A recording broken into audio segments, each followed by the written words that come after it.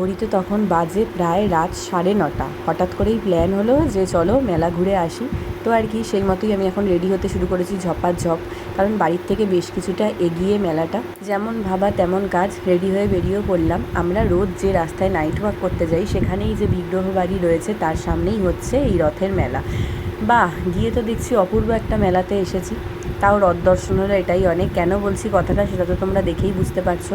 হাটে গোনা দু একটা দোকান খোলা ছিল, বাকি সব বন্ধ হয়ে গেছে। এবং আমরা যখন ঢুকছি দোকানদাররা আমাদের দেখে রীতিমতো হাসাহাসি করছে আর বলছে মানে মেলাটা উঠে গেছে আর আপনারা এখন আসলেন। তো আর কী করবো, এই হরেক মাল 20 টাকা 30 টাকা এই সমস্ত কিছু দেখলাম। তবে দু একজন মানুষের মুখও দেখতে পেয়েছি।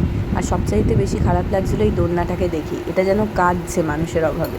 প্রয়োজনীয় সংসারে কিছু দু একটা টুকিটাকি জিনিস দেখে ফেরার পথে পা বাড়ালাম। আমি তো এরকম মেলা কখনো দেখিনি। তোমরা কি কখনো দেখেছো? যদি এই রকম মেলা দেখে থাকো তাহলে অবশ্যই আমাকে কমেন্টে জানিও।